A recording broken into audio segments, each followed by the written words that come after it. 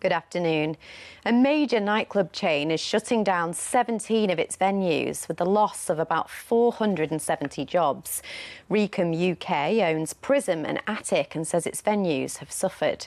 It says the cost of living crisis has hit younger people's pockets and means the Prison Club in Leeds is to close, though Cuda in York will stay open. Kathy Killick's report contains flashing images.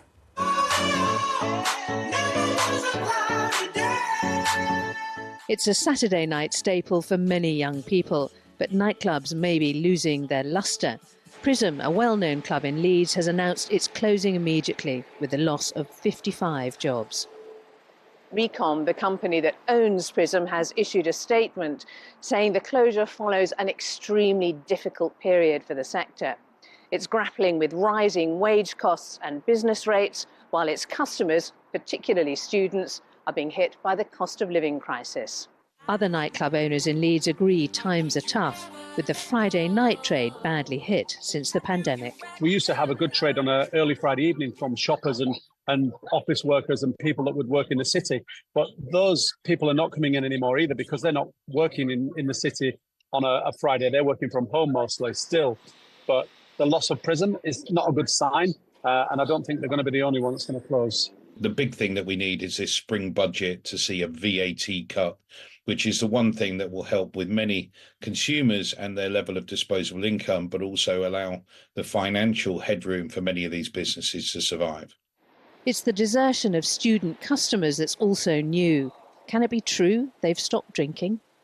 I was never kind of going on like a night out constantly, but now I'd rather just have a drink at home, whereas my friend said it's a lot cheaper to just make it ourselves or that kind of thing, and watch a movie or just stay in. It's cheaper too.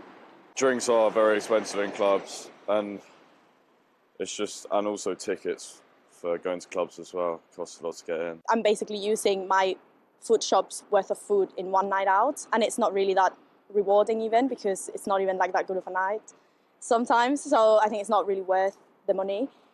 Leeds was famed for its booming nightlife and its contribution to the city's economy.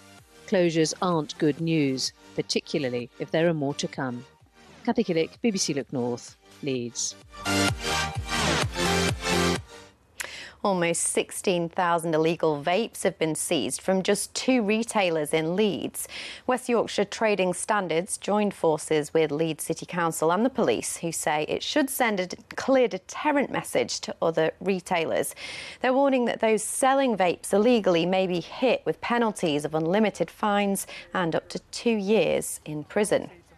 Now, rail passengers in our region are facing more disruption this weekend because of strike action by members of the ASLEF union. There are no East Midland Railway services running today, and it's part of a long-running pay dispute. Now, researchers at Leeds University are asking football fans to go vegan this weekend. Premier League and English Football League teams are serving extra plant-based foods in their stadiums. They say choosing vegan alternatives could save more than 250,000 kilograms of carbon emissions. The push is part of Green Football Weekend. And an ice trail through the streets of York is expected to attract thousands of visitors to the city over the weekend. The event features dozens of frozen sculptures. Each artwork is sponsored by businesses in the city and is hand-carved by specialists. The organisers said they had 40,000 people visit last year. Looks impressive, doesn't it? Now let's hope that the weather forecast isn't too icy. Here's Kat. Hello there. A bit on the breezy side through the rest of today with variable amounts of clouds, some clear spells breaking through this evening and overnight. For many of us dry, there's just a chance of a few spots of drizzle further south, and we're looking at lows of around 6 to 7 in Celsius. So a bit of brightness first thing on Sunday morning, but quite quickly that cloud will thicken and increase with outbreaks of rain pushing in from the west, but that rain will clear for most of us by the end of the afternoon. It's going to turn increasingly windy though, and we're looking at highs of around 12 to 13 in Celsius. Monday morning, a bright start, clouding over through the rest of the day, and it is going to turn increasingly windy.